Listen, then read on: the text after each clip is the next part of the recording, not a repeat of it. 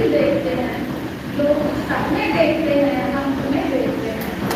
बस फर्क इतना है, लोग पूरी दुनिया को देखते हैं, हम पूरी दुनिया में तुम्हें देखते हैं।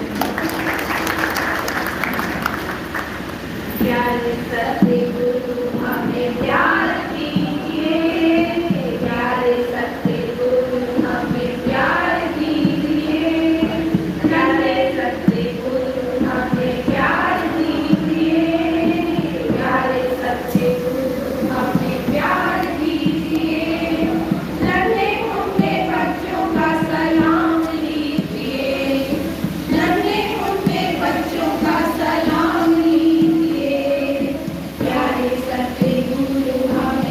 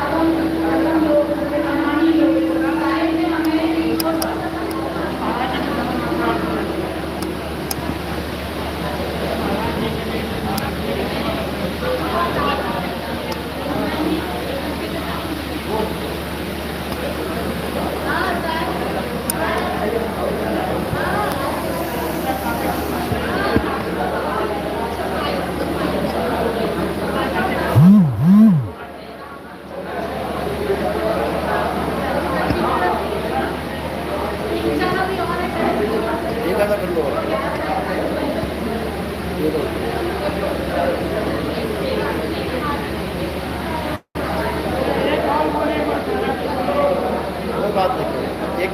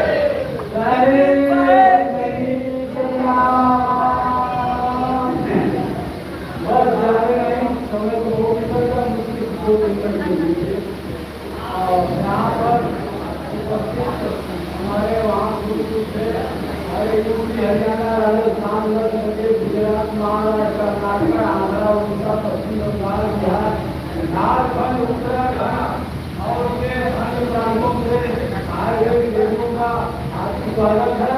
और हो गया बोल रहे हैं तमन्ना दर्द दिल में हो तो पतियों की, तमन्ना दर्द दिल में हो तो पतियों की, नहीं वह लाल मिलता है अमीरों के खजाने में।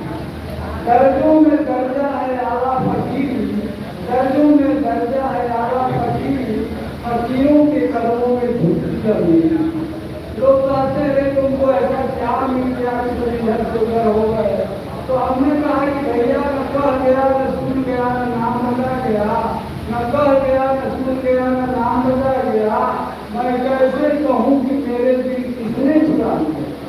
और समझ ये जो है निशाना मारे कोई शब्द सुझाना, नजर से सर गमन करते उसे संस्कृत कहते हैं, नजर से सर गमन करते उसे संस्कृत कहते हैं।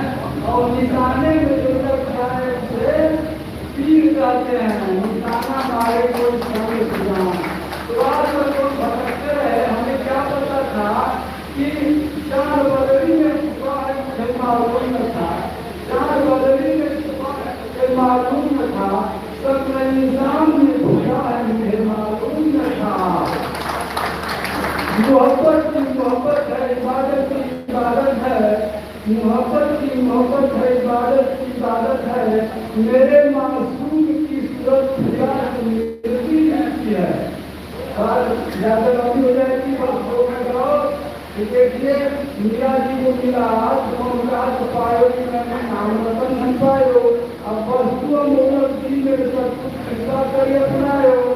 और वो तो मीरा हो गई मगन, वो तो हरी को मीरा हो गई मगन, वो तो हरे गली गली हरी को मकाने लगी। तो हम भी अब गली गली घूम हरी को गा रहे हैं। ये वही है जो आए हुए हैं, अरे ये वही है जो आए हुए हैं, जमाने में हलचल मचाए हुए हैं।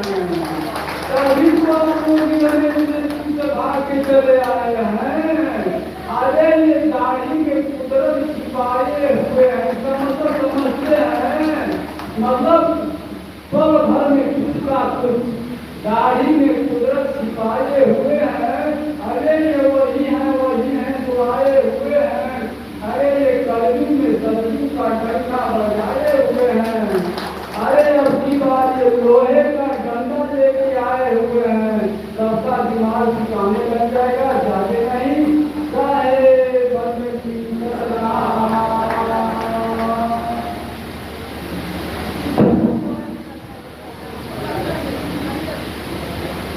सारे बदले सारे बदले सरदार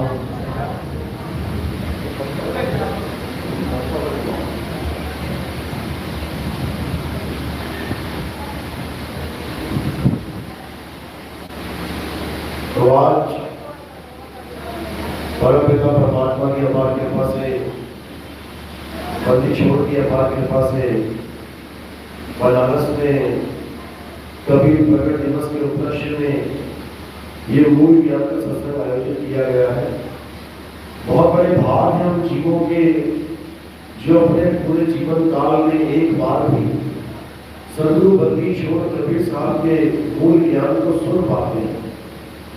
क्योंकि कबीर साहब ने आज से 600 साल पहले धर्मदास जी को ये संदेशा दिया था कि धर्मदास तुम इस दुनिया में पवित्र ज्ञान को बांटो, लेकिन मूल ज्ञान को गुप्त कर रखो। क्या कहते हैं? धर्मदास में लाख दुहाई, ये मूल ज्ञान बाहर न जाई। कहते हैं पवित्र ज्ञान तुम जग में भागो और मूल ज्ञान गुप्त कर रखो। मूल ज्ञान बाहर जो पड़ेगी तो बिजली पीड़ी हंस न करेगी।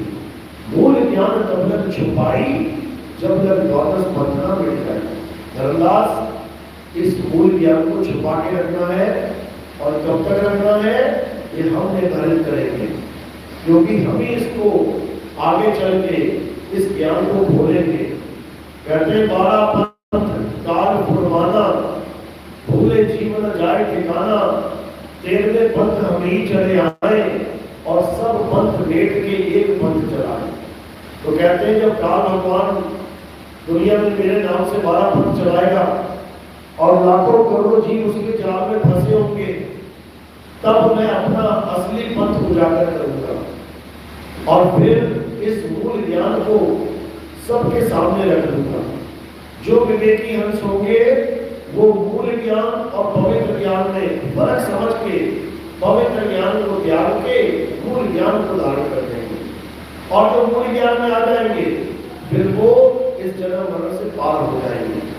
तो यही बात जो 13वें पंथ की थी, कबीर साहब ने मदन साहिब के ग्रंथ में उजागर करी, क्योंकि वहां का ताला लगा हुआ चाबी मदन साहिब के पास है।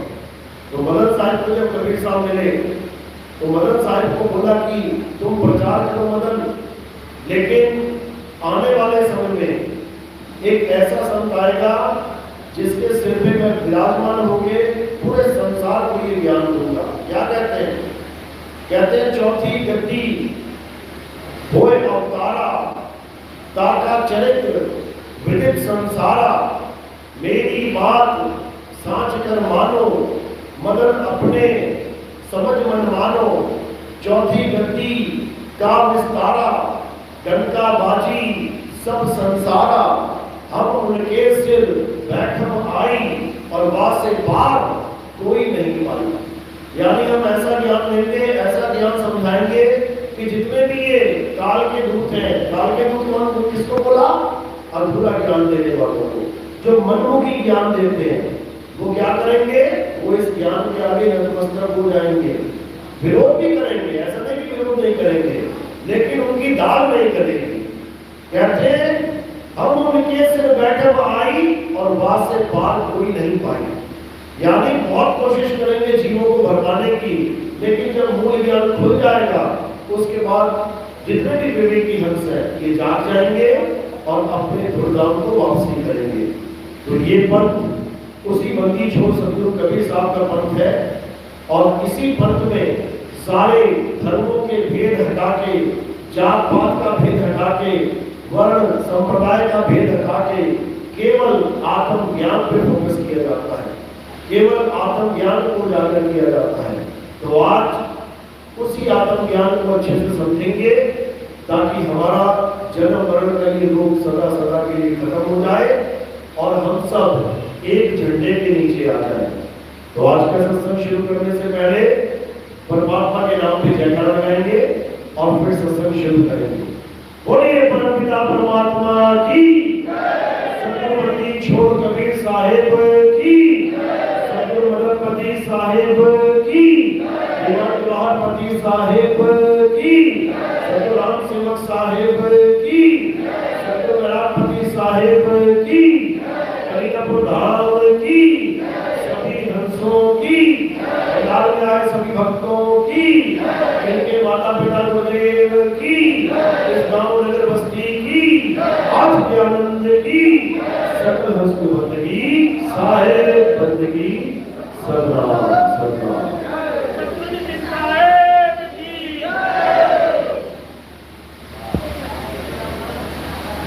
तो सतगुरुपति छोड़ कबीर साहब बार बार इस भवसागर में हम जीवों को जगाने के लिए आते हैं। सत्युग में सुकृत नाम से, त्रेता में मुनिंद्र नाम से, द्वापर में करुणामय नाम से और कलयुग में कबीर नाम से, चारों युग में कबीर साहब आते हैं। लेकिन वो हमारी तरह नहीं आते कि माँ के गर्भ से आ रहे हैं, ये 5 तत्वों का शरीर धारण करके आ रहे हैं, वो ऐसे नहीं आते। वो कैसे आते हैं? वो प्रकट होते हैं। इसीलिए कबीर साहब के आने के दिवस को कबीर प्रकट दिवस कहा जाता है। कबीर जन्म दिहाड़ा नहीं कहते, क्योंकि उनका जन्म नहीं होता, वो प्रकट होते हैं। और कहाँ प्रकट हुए? इसी शहर में प्रकट हुए, इसी काशी में प्रकट हुए, आप ही के शहर में है। कबीर साहब काशी में प्रकट हुए और मुक्त कहाँ हुए? मगहर में। हिंदू और मुसलमान दोनों ही उनके शिष्य थे। बिजली खान पठान उनका मुसलमान शिष्य था और हिंदू शिष्य कौन था? राजा बघेल। दोनों आमने सामने खड़े थे। कबीर साहब ने जब ये संदेशा सबको दे दिया कि आखिरी दर्शन करने आ जाओ, अब ये लीला समाप्त होने वाली है, तो दोनों चले गए वहां पे। क्यों? क्योंकि कबीर साहब जब शरीर छोड़ेंगे तो राजा बघेल कहता कि मैं इसको जलाऊंगा, यानी अंतिम संस्कार करूंगा, और बिजली खान पठान कहता हम इसको दफनाएंगे, हमारे पीर हैं ये। कहते हैं दोनों खड़े रह गए वहां पे, लेकिन कबीर साहब का शरीर प्राप्त ही नहीं हुआ। जब कबीर साहब ने कहा, देखा कि ये तो झगड़ा करने लगे, तो कबीर साहब कुटिया के अंदर गए और वहां से आवाज आई, आ जाओ मेरे शरीर को ले लो, मैं शरीर छोड़ रहा हूं।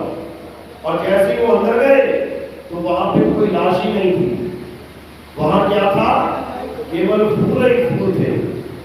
तो आकाशवाणी हुई, खोलो पर्दा, है नहीं मुर्दा, मिथ्या युद्ध कर डाला, ऐ मूर्ख नादाना तुमने हमें नहीं पहचाना।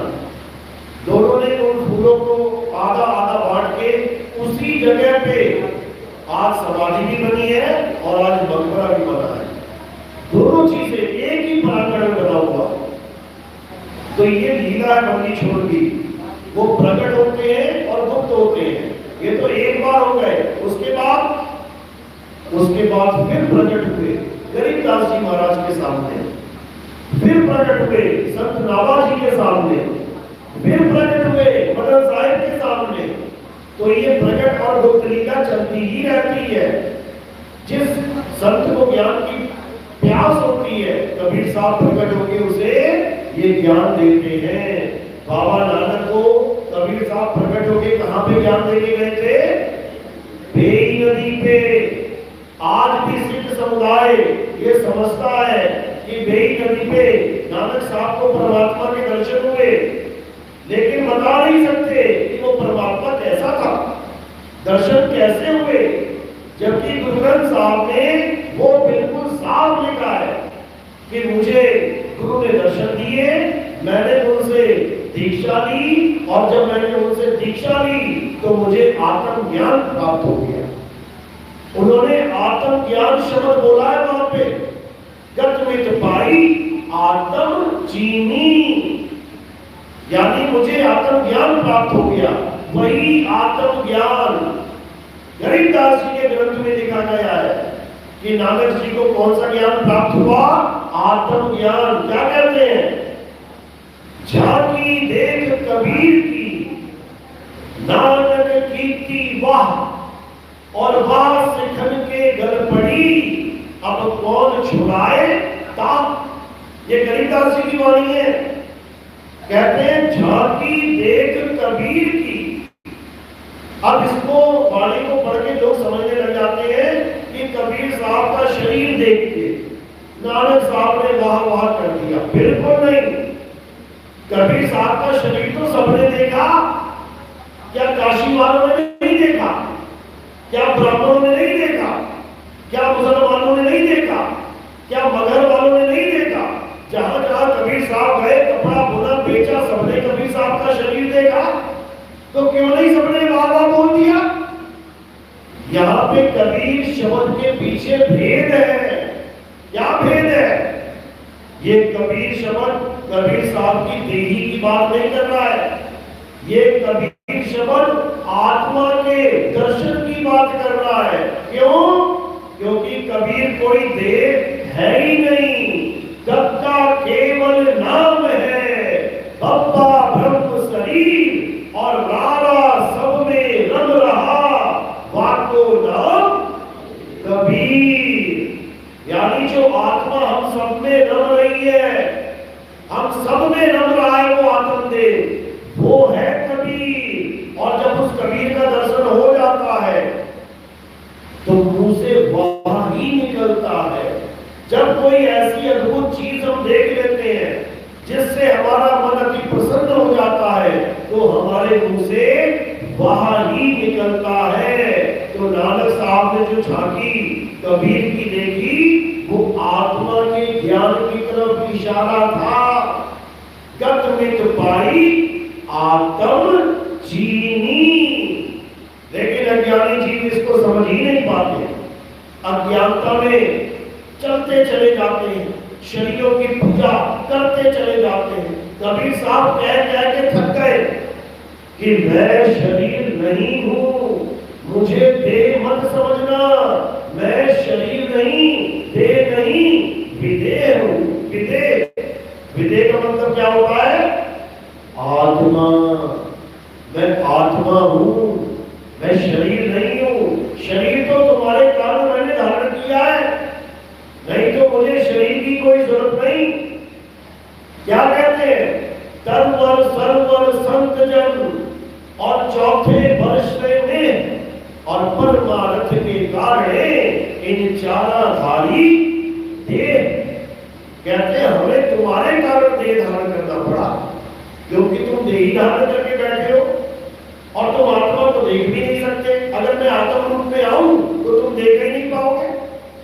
जब कोई शरीर छोड़ता है तो उसमें से कोई आत्मा निकलती दिखती है क्या? नहीं दिखती।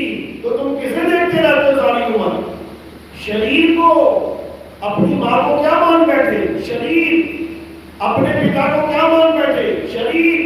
अपने दादा परदादा अपने बच्चों को क्या मान बैठे? शरीर। सारा दिन किससे बातें करते हो? शरीर से। लेकिन शरीर बोलता नहीं है, शरीर के पीछे कोई और बैठा है जो बोल रहा है। नहीं तो मुर्दा भी बोलता, मुर्दा भी एक शरीर है। क्यों नहीं बोलता? क्योंकि बोलने वाला शरीर को छोड़ के जा चुका है। तो बोल कौन रहा था? बोल कौन रहा था? पिंजरे में तोता बोलता है, पिंजरा नहीं बोलता। लेकिन ये 5 तत्व का ऐसा पिंजरा है कि ये पिंजरा लगता है कि बोल रहा है, तो मुंह हिल रहा है। ये 5, 25, 3 का पिंजरा, अगर ये मुंह ना हिलता और अंदर से आवाज आ रही होती तो 101% तुम्हें समझ में आ जाता कि ये शरीर नहीं बोल रहा है, इसके पीछे कोई और है बोलने वाला। लेकिन यहां पे शरीर बोलता हुआ दिखाई देता है। देखो होठ हिल रहे हैं तो तुम्हें लग रहा है यही बोल रहा है, जबकि ये नहीं बोल रहा है, बोलने वाला कोई और है। तो इसीलिए कबीर साहब ने कहा कि मैंने शरीर को धारण किया है क्योंकि तुझे शरीर से बातें करने की आदत पड़ी हुई है, तू आत्मा की आवाज नहीं सुन सकता। इसलिए मैंने शरीर धारण करके तुम्हें जगाने की बात करी। लेकिन मुझे शरीर मत मान लेना, मैं पिंजरा नहीं हूं। मैं कौन हूं? मैं शब्द हूं, मैं आत्मा हूं। तो क्या कहते हैं? हम हैं शब्द, शब्द हम माही, हमसे भिन्न और कछु नाही। शब्द न भिन्न से देही, और कहे कबीर हम शब्द सदेही। कि मैं ना तो देही हूं और ना ही मैं तुम्हें देही रहने दूंगा, क्योंकि मैं तुम्हें यहाँ पे किसी शरीर का ज्ञान देने के लिए नहीं आया कि राम जी की पूजा कर लो, श्याम जी की पूजा कर लो, हनुमान जी की पूजा कर लो। मैं तुम्हें ये ज्ञान देने आया हूं कि तुम खुद को जान जाओ कि तुम कौन हो। तुम अपने आप को आत्मा करके जान लो, क्योंकि अगर तुम अपने आप को आत्मा करके नहीं जान पाए तो मौत के वक्त तुम्हारी दुर्दशा हो जाएगी। मृत्यु आने पे तुम्हें मरना पड़ेगा, तुम्हारी हालत खराब हो जाएगी, तुम्हारा रोना छूट जाएगा, तुम तड़प तड़प के शरीर त्यागोगे। लेकिन अगर तुमने आत्मा के ज्ञान को प्राप्त कर लिया, अगर तुमने आत्म तत्व को जान लिया, अगर तुमने आत्म बोध में जीवन जी लिया, तो उसके बाद तुम्हारा जन्म मरण का चक्कर ही खत्म हो जाएगा। कैसे? क्या आत्मज्ञानी कभी मरता नहीं है? क्या आत्मज्ञानी का शरीर कभी मरता नहीं है? बिल्कुल मरता है, शरीर मरता है, लेकिन आत्मज्ञानी कभी नहीं मरता। क्यों? क्योंकि उसने आत्मा को चीन लिया है, उसने अपने स्वरूप को जान लिया है। वो ये समझ चुका है कि मेरा जन्म और मरण कभी नहीं होता। आत्मा का जन्म कब होता है? आत्मा का मरण कब होता है? कब मरती है आत्मा? कभी नहीं। आत्मा जन्म मरण से रहित है। आत्मा का ना तो कभी जन्म होता है, ना ही आत्मा की कभी मृत्यु होती है। लेकिन इस बात को समझने में पूरा जन्म बीत जाता है। तो इसीलिए कबीर साहब इस संसार को आत्म ज्ञान देने के लिए आते हैं। क्या कहते हैं? खूब भजन गाए कबीर पंथियों ने। जल में नींद प्यासी, मोह सुन सुन आवे हासी, आत्म ज्ञान बिना नर भटके, और कभी काबा कभी काशी। कौन से ज्ञान बिना? आत्म ज्ञान बिना नर भटके। मंत्र ज्ञान बिना नहीं, ये पत्थर पूजा ज्ञान बिना नहीं, ये नदियों में स्नान ज्ञान बिना नहीं, ये परिक्रमाओं का ज्ञान बिना नहीं, आत्म ज्ञान बिना नर भटके। यानी आत्मा का ज्ञान ना होने पर ये जीव बेचारा जन्म और मरण में सदा ही फंसा रहता है। तो क्या करना है? अब आत्मा को जानना है। इसी आत्मा के विषय में श्री कृष्ण जी क्या समझाते हैं? हे अर्जुन, ये आत्मा अजन्मा है, नित्य है, शाश्वत है, पुरातन है। ये आत्मा अचल है, अडोल है, अनाम है। ये आत्मा ही सत्य सनातन है। तो करना क्या है? इतना बड़ा बड़ा ज्ञान दे दिया, आत्मा ये है, आत्मा वो है, तो करें क्या? पत्थर पूजे जाके, मंत्र जपे जाके, क्या करें? यही करना है जो समझाया जा रहा है। हे अर्जुन, जो अपनी आत्मा में रमण करते हैं, जो अपनी आत्मा में तृप्त हैं, जो अपनी आत्मा में संतुष्ट हैं, उनके लिए कोई धार्मिक कर्म कर्तव्य लागू ही नहीं होता। अध्याय 3 17वां श्लोक। यानी हमें केवल और केवल और केवल आत्मा में रमण करने की विधि प्राप्त करनी चाहिए। और वो कैसे होगी? वो भेदी गुरु से होगी। अगर भेदी गुरु मिल गया तो तुम्हें आत्मा में रमण करने की विधि समझा देगा। और अगर गलती से तुम्हें जपी तपी सन्यासी गुरु मिल गया तो तुम्हारा जीवन बर्बाद करवा देगा। भगवानों के नाम जपवा के पूरी उम्र नाम ही जपते रहोगे। भगवानों की पूजा करके सारी उम्र शरीरों की पूजा करते रहोगे। इन नदियों में स्नान करवा के सारी उम्र नदियों में स्नान करते रहोगे। आत्मा का ज्ञान कभी प्राप्त होने वाला नहीं है। तो आत्मा का ज्ञान कैसे प्राप्त होगा? अध्याय 4 34वां श्लोक। क्या कहते हैं? हे अर्जुन, जो भी इस सत्य को प्राप्त करना चाहता है, अगर तुम इस सत्य को प्राप्त करना चाहते हो तो कहां जाओ? ऐसे तत्वदर्शी संत की शरण में जाओ जो दोनों प्रकार के तत्वों का भेद जानता है। कौन कौन से दो तत्व? एक असत्य तत्व यानी ये पंच तत्व, और एक सत्य तत्व यानी आत्म तत्व। वही आत्म तत्व जिसे कोई शस्त्र काट नहीं सकता, अग्नि जला नहीं सकती, वायु सुखा नहीं सकती, जल भिगो नहीं सकता।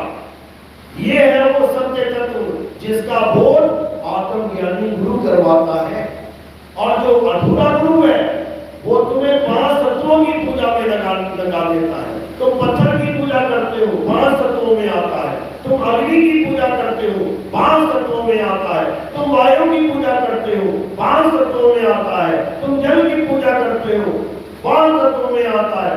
तुम आकाश की पूजा करते हो, 5 तत्वों में आता है। इन्हीं 5 तत्वों में उलझा उलझा के जन्म बर्बाद हो जाता है। लेकिन आत्मा का ज्ञान प्राप्त नहीं कर पाता। तो अब क्या करना है? हे अर्जुन, इस परम तत्व को, आत्म तत्व को जानना ही इस मनुष्य झोले का परम लक्ष्य है। तुम्हें इंसान जन्म क्यों मिला है? ये पूजा पाठ करने के लिए नहीं मिला है, ये मंदिरों में जाने के लिए, जीवन बिताने के लिए नहीं मिला है। ये तुम्हें आत्मा को जानने के लिए मिला है। हाँ, शुरुआत में तुम मंदिर जा सकते हो, शुरुआत में तुम मस्जिद भी जा सकते हो, शुरुआत में तुम गुरुद्वारा चर्च भी जा सकते हो। क्यों? क्योंकि ये पवित्र ज्ञान में आता है। भगवान की पूजा करना, भगवानों का नाम जपना, भगवानों के ग्रंथ पढ़ना, नदियों में स्नान करना, पर्वतों की नदियों की परिक्रमा करना, कुछ भी करना, आत्मा के ज्ञान को छोड़ के कुछ भी करना, ये पवित्र ज्ञान कहलाता है। तो शुरुआती दौर में ये पवित्र ज्ञान भी जरूरी है। जैसे एक डॉक्टर, एक इंजीनियर, एक साइंटिस्ट सीधा डॉक्टर नहीं बन गया, सीधे साइंटिस्ट नहीं बन गया, सीधे इंजीनियर नहीं बन गया, उसने भी नर्सरी, एलकेजी, यूकेजी, पहली, दूसरी, तीसरी क्लास की है कि नहीं की है? सबने की है। ये बहुत अच्छी बात है कि कोई बच्चा आंगनबाड़ी से स्टार्ट करता है, नर्सरी से स्टार्ट करता है, अच्छी बात है। का से कबूतर, खा से खरगोश, गा से गमला सीखता है, अच्छी बात है। लेकिन सारी उम्र अगर केवल का से कबूतर, खा से खरगोश, गा से गमला ही पढ़ता रहेगा तो क्या उसको नौकरी मिल जाएगी? कभी नहीं मिलेगी, कभी नहीं। जब भी नौकरी ढूंढने जाएगा तो उससे सवाल पूछा जाएगा, हाँ भाई आपको क्या ज्ञान है बताओ, तो वो क्या बोलेगा? का से कबूतर, खा से खरगोश, गा से गमला, मिल जाएगी नौकरी। जो इंटरव्यू ले रहा होगा वो कहेगा गा से दरवाजा, गा से निकल, ये तेरे बस की बात नहीं है। तो शुरुआत अच्छी है कि आप मंदिर जाते हो, मस्जिद जाते हो, गुरुद्वारे जाते हो, चर्च जाते हो, जैसे परिवार में आपका जन्म हुआ वैसे संस्कार मिल गए, बहुत अच्छी बात है। लेकिन अंत कहाँ होना चाहिए ये जरूरी है। पढ़ाई बच्चे ने शुरू कर दी, लेकिन कहां तक पढ़ना है?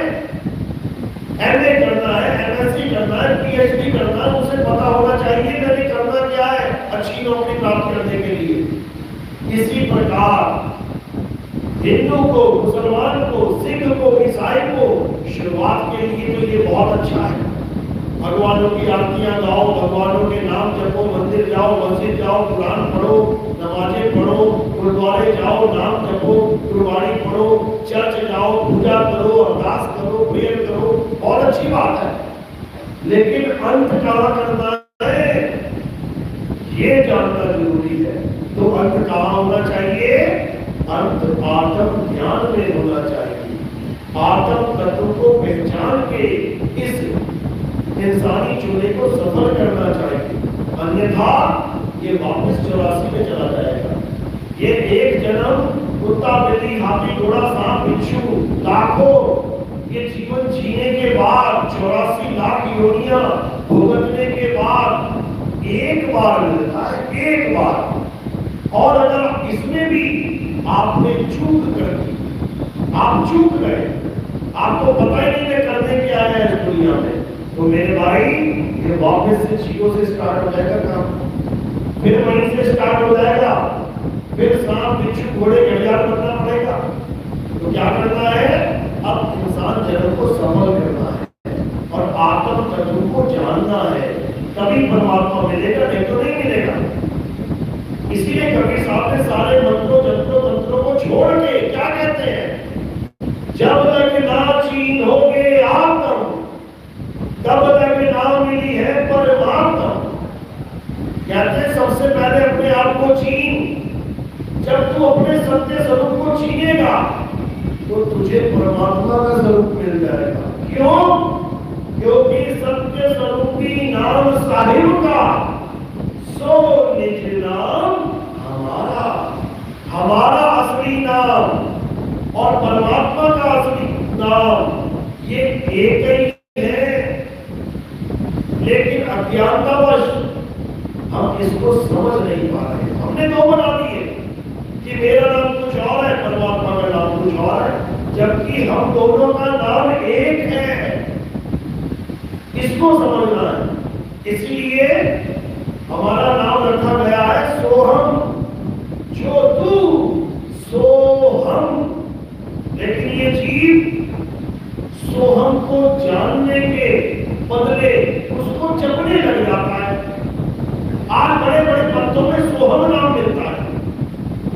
सोहम सोहम जपते हैं। अब पूछो तो क्यों जप रहे हो?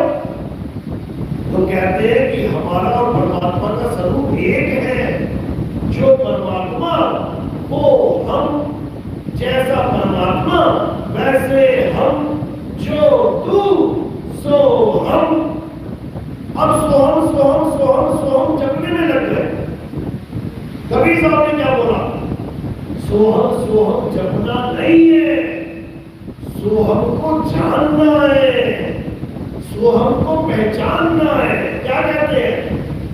जो जन होंगे जौहरी, रतन लेंगे बिलगाए, और सोहम सोहम जपी हुआ, मिथ्या जन्म गवाए। कहते हैं सोहम एक रतन है, उस रतन को पहचान, उस रतन को जान, उस रतन का नाम नहीं जपना है।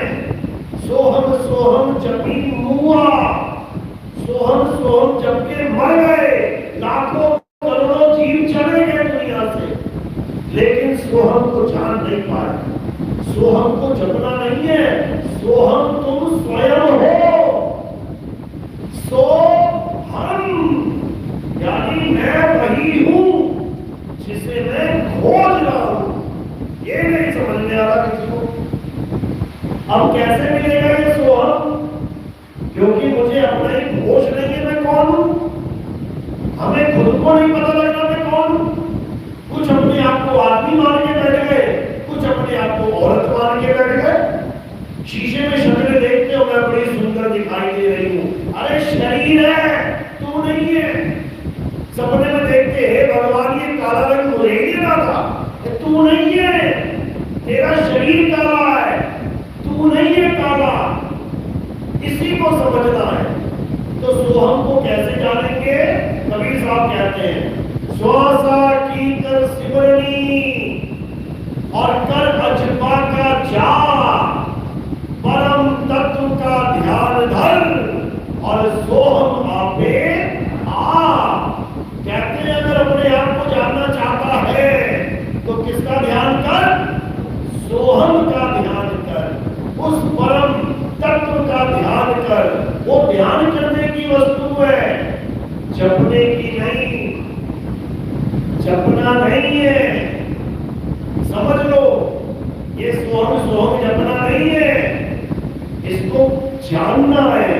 कैसे जानेंगे? कबीर साहब जपने को बिल्कुल मना करते हैं। कहते हैं वो तो कहां ढूंढे रे बंदे, मैं तो तेरे पास में। वो सोहम कहां है? वो सत्य स्वरूप कहां है? बिल्कुल पास में है, बिल्कुल पास में। लेकिन जपना नहीं है। ना मैं जप में, ना मैं तप में, बिल्कुल मना कर दिया। कोई नाम नहीं जपना, कोई तपस्या नहीं करनी, कोई आंखें बंद करके त्रिपुटी पे ध्यान नहीं लगाना, कोई श्वासों पे अथवा जाप पे ध्यान नहीं लगाना। क्या कह रहे हैं?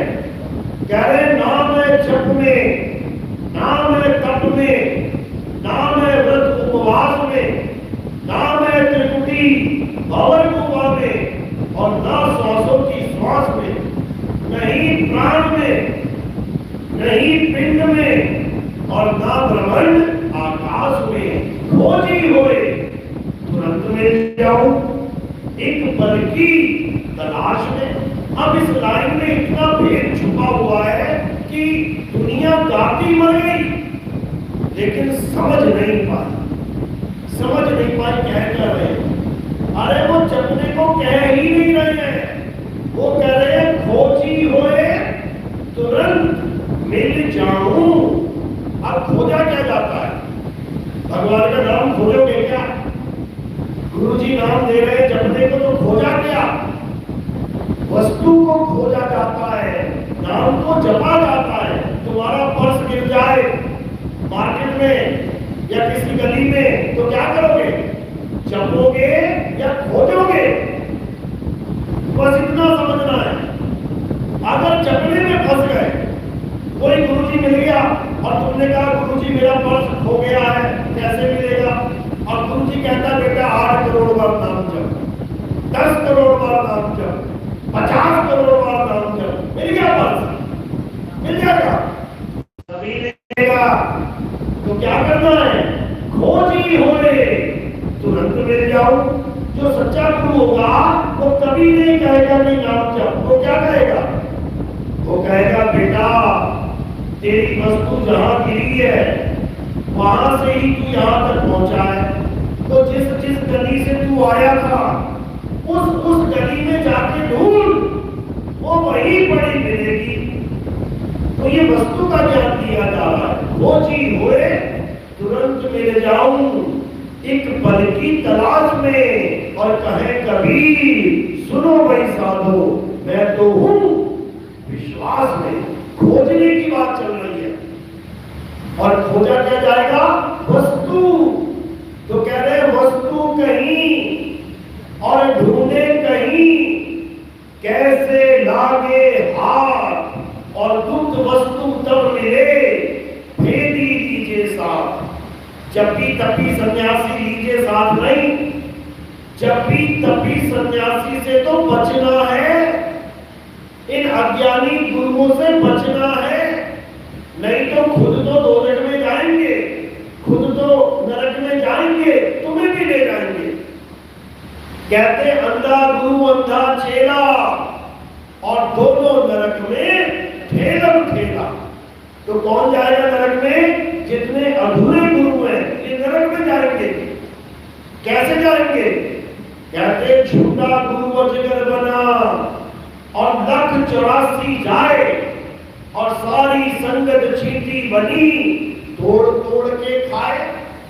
कहते जितने भी अधूरे गुरु हैं, जो आत्म तत्व को नहीं जानते, जो अपने स्वरूप को नहीं जानते और मंत्र देने में लगे हैं, बेटा ये जप ले, बेटा वो जप ले, दिन में 10-10 घंटा जप ले, दिन में 12-12 घंटा जप ले, ये सब नरकगामी है। ये सब अजगर की योनि में जाने वाले हैं, और उन्हीं अजगरों को ये संगत रूपी चींटियां तोड़ तोड़ के खाएंगी, तोड़ तोड़ के, एक भी बचने वाला नहीं है। कारण क्या है? क्योंकि इन अधूरे गुरुओं ने इस इंसान जन्म का जो बड़ी मुश्किल से मिलता है, इसका खेल ही खत्म कर दिया। इसका जो सफल करना था ये इसको सफल ही नहीं होने दिया, जीवन बर्बाद कर दिया। अब इतना बड़ा दोष लगा है तो सजा भी मोटी मिलेगी, बिल्कुल मिलेगी। तो सजा क्या मिलेगी? 84 लाख योनियों में भ्रमण करना पड़ेगा, नरकों में जाना पड़ेगा। तो कबीर साहब यही समझा रहे हैं कि जिसका गुरु है आंधरा और चेला अंधा होए, और दोनों नरक में अपने आप चले जाएंगे। तो साहिब ने विवेकी गुरुओं के, सूझवान गुरुओं के पक्ष में जाने की बात करी है। गुरुओं की महिमा तो खूब गाई कि चलो शुरुआत कहीं से कर लो, किसी भी गुरु से नाम ले लो, अच्छी बात है। कोई नाम जपवाने वाला भी मिल गया तब भी अच्छी बात है। पहले निंदा चुगली करता था, अब उसी समय में राम राम जप रहा है। पहले निंदा चुगली करता था, अब अल्लाह अल्लाह जप रहा है। पहले निंदा चुगली करता था, अब गॉड गॉड वाहिगुरु वाहिगुरु जप रहा है। चलो अच्छी बात है, कम से कम बुरी आदतों से बच के कम से कम भगवान का नाम ही ले रहा है। शुरुआत में तो ठीक है, लेकिन ये मुक्ति के दाता नहीं है।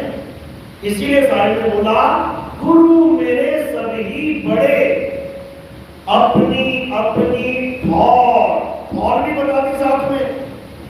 तो नीचे से ऊपर आए हो सीढ़ियों के माध्यम से, तो पहली सीढ़ी कहां तक पहुंचाएगी? केवल 12 इंच तक। उससे ऊपर न जाती हो, उसके ऊपर जाने के लिए दूसरी सीढ़ी पकड़ो, उससे ऊपर जाने के लिए तीसरी सीढ़ी पकड़ो, उससे ऊपर जाने के लिए चौथी सीढ़ी पकड़ो। यानी हर सीढ़ी का अपना अपना ठौर है, लेकिन हर सीढ़ी तुम्हें छत तक नहीं पहुंचा सकती। खड़े हो जाओ सीढ़ी पे, तो ये पहुंचा दे, नहीं पहुंचा सकती। इसलिए साहिब ने कहा कि आगे बढ़ते जाना मेरे बच्चे, रुकना मत। आगे बढ़ते जाओगे बढ़ते जाओगे बढ़ते जाओगे तो छत तक पहुंच जाओगे। तो छत तक पहुंचाने वाला गुरु कौन है? कहते गुरु मेरे सभी बड़े, अपनी अपनी ठौर और शब्द विवेकी पारखी सो माथे का मोर। जब तुम्हारे जीवन में शब्द विवेकी पारखी गुरु आ जाएगा, अब ये क्या होता है?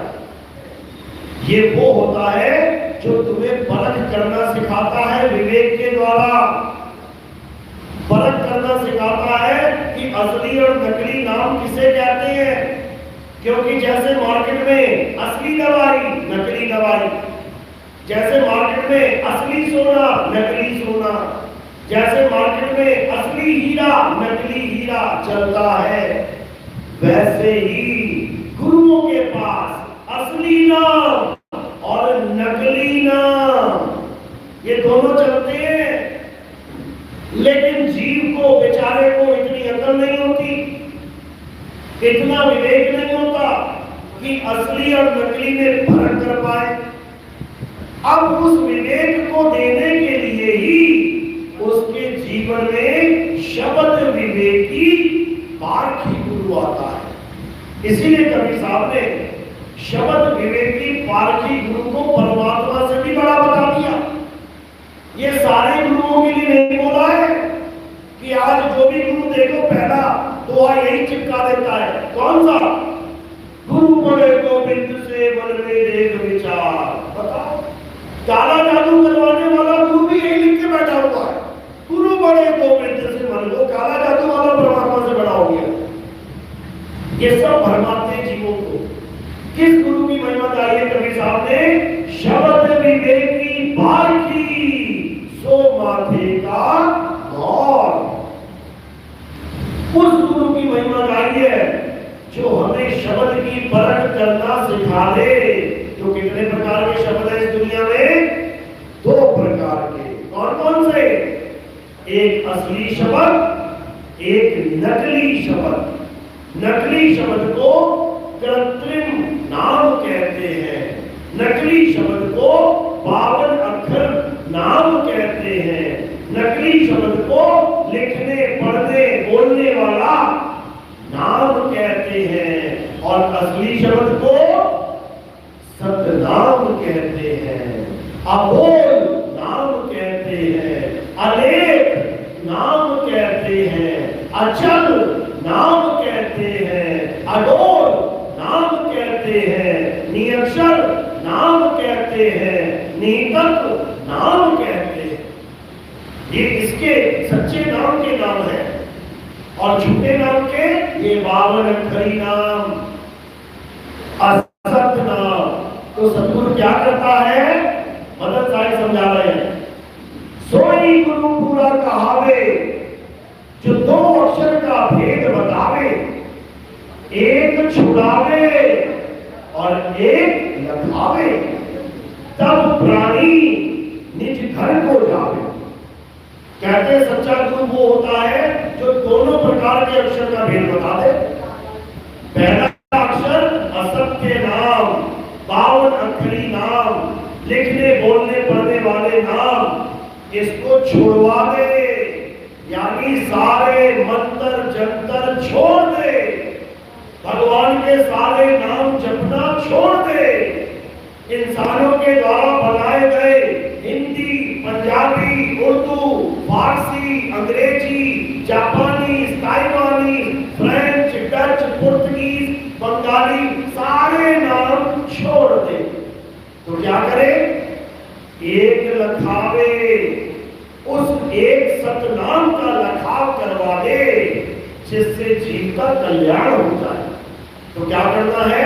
कृत्रिम यानी नकली नामों को छोड़ देना है और असली यानी सत्य नाम को जान लेना है, तब तुम्हारा कल्याण हो जाना है। इसीलिए कबीर साहब समझा रहे हैं, सतगुरु सोई सतनाम बतावे, जपावे नहीं। कि आज के गुरुओं ने क्या कर दिया? हम सतनाम देना शुरू कर देते हैं। इससे जीव समझ ही नहीं पाएगा कि असली नाम जप रहा है कि नकली। अब कोई जीव अगर जप रहा है सतनाम सतनाम सतनाम सतनाम, तो उसे ऐसा लग रहा है जैसे मैं तो सतनाम ही जप रहा हूं, मैं तो सच्चा नाम ही जप रहा हूं।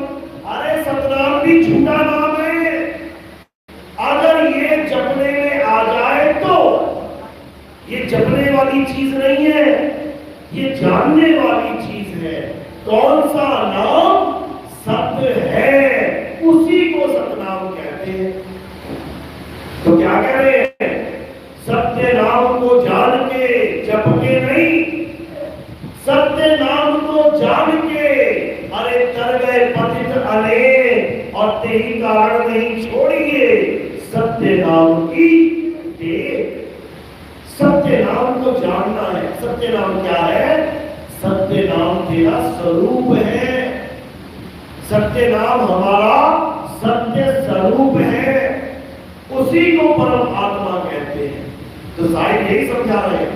कबीर सागर पहली लाइन यही बता रही है कि सत्य नाम है सार, पूछो संत विवेक करी, उतरो भवजन पार, सतगुरु का उपदेश यही।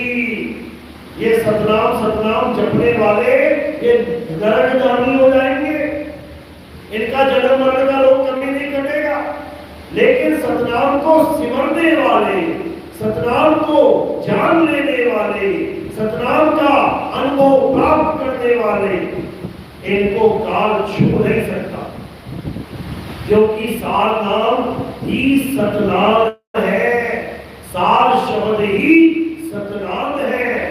तभी साहिब ने बोला सार शब्द आए जेही विधि हाथा, तेही विधि काल नवावे माथा। वो सारी दुनिया को खाएगा, लेकिन तुम्हारे आगे वो मस्तक झुका देगा, वो अपना सिर झुका देगा, और तुमने क्या करना है, उस सिर के ऊपर चढ़ जाना है, काल के सिर के ऊपर चढ़ जाना है, तब मुक्ति होगी तुम्हारी। इसीलिए साहिब ने वाणी में समझाया, काल के सिर पे पांव दे सतगुरु के उपदेश, और साहिब वहां पकड़ के ले चले अपने देश। साहिब ने ये नहीं कहा कि काल के नाम जपो। आजकल के गुरु काल के नाम जपवाने में लगे, कहते हैं तुम इस दुनिया में रहते हो, काल के लोक में रहते हो, इसलिए तुम्हें काल के नाम जपने पड़ेंगे। बताओ, काल की दुनिया में रहते तो काल का नाम जपना पड़ेगा, क्यों? उसका ऋण देना है। चलो मान लिया काल का लोक है, उसका ऋण देना है, काल का नाम कहते हैं ओंकार है, चलो ठीक है मान लिया, ओम जपना है। तो तुम कलिया मरियम शरियम क्यों जपवा रहे हो? काल के लोक में जिसका लोक है उसका नाम जप के उसका ऋण मैंने दे दिया। अब तुम गणेश जी का, महेश जी का, ब्रह्मा जी का, विष्णु जी के भी नाम जपवा रहे हो और कह रहे हो कि इनका भी ऋण देना है। अरे पहले तो ये बता दो कि हम ब्रह्मा जी के लोक में रहते हैं क्या? हम विष्णु जी के लोक में रहते हैं क्या?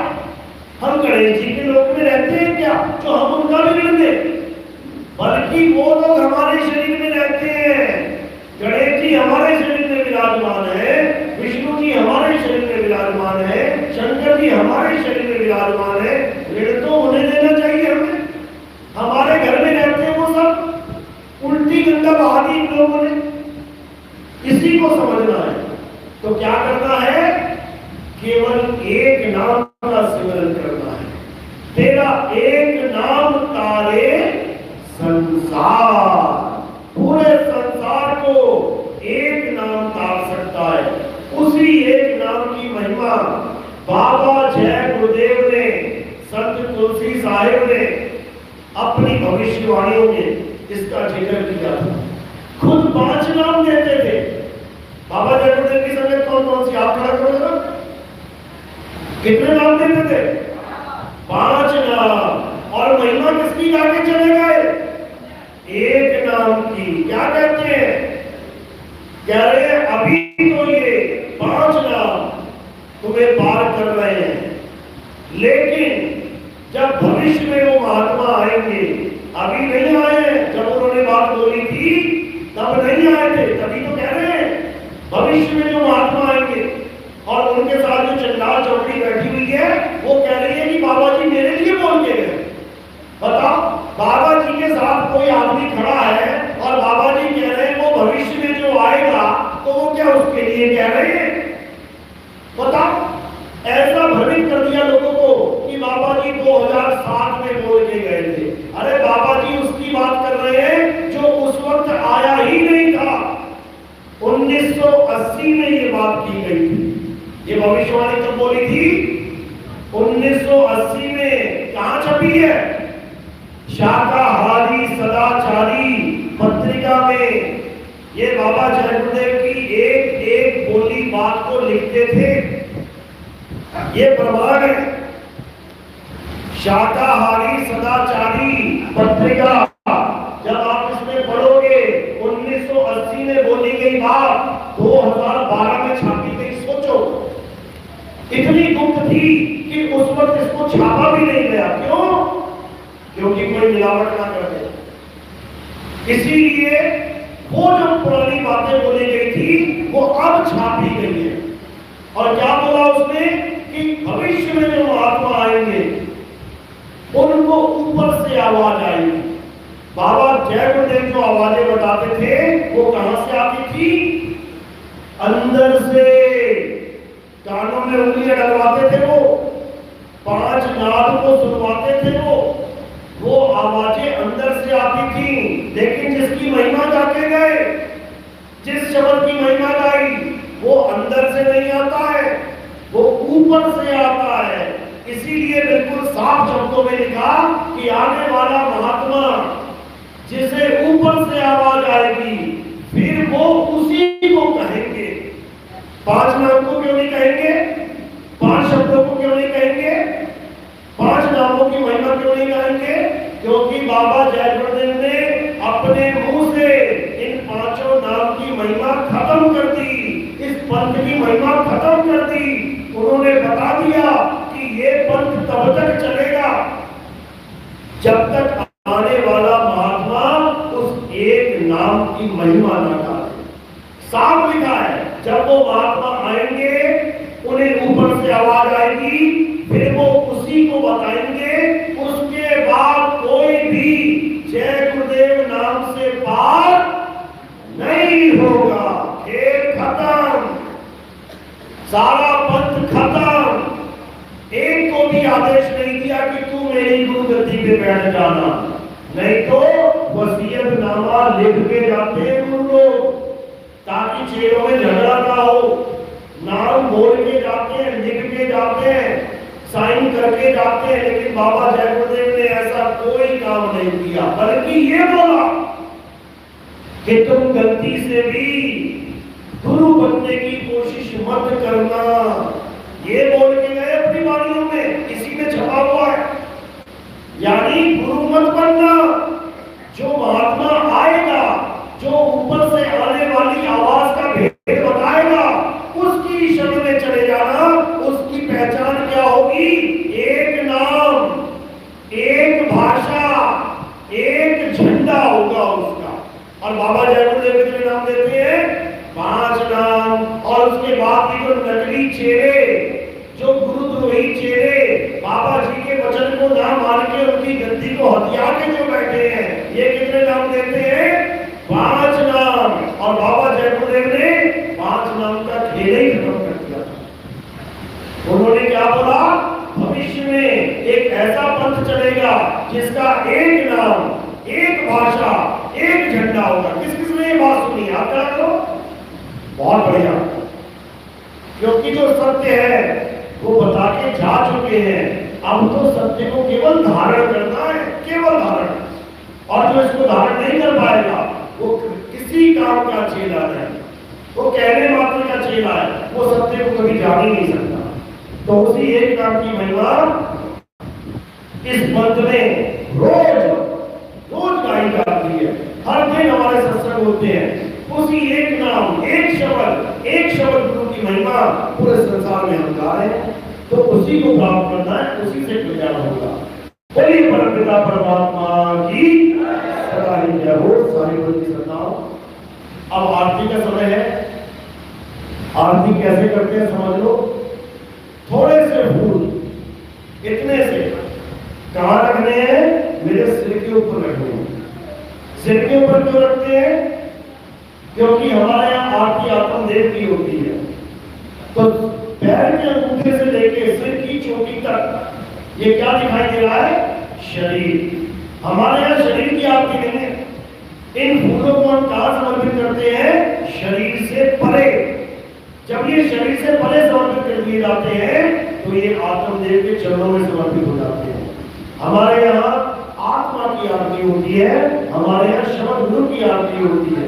कहते हैं संत हमारी आत्मा, हम संतन के जीव और संतन हम में रम रहे, जीव माखन में ही। तो एक एक करके आएंगे क्योंकि भीड़ बहुत ज्यादा है। धीरे धीरे करके एक एक करके आएंगे और इधर से निकल जाएंगे कुछ। ये बिल्कुल खंबे तक रास्ता बिल्कुल खाली रखना। एक आदमी आएगा और इधर से पीछे चला जाएगा।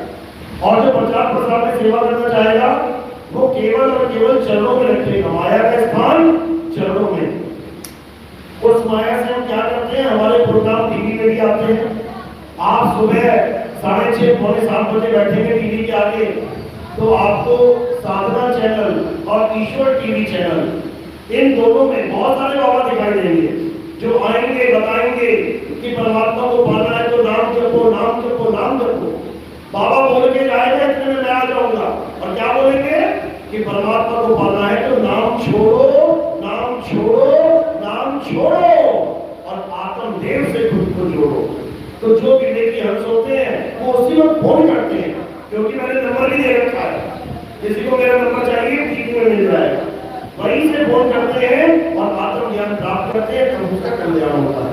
बोलिए परम पिता परमात्मा की जय।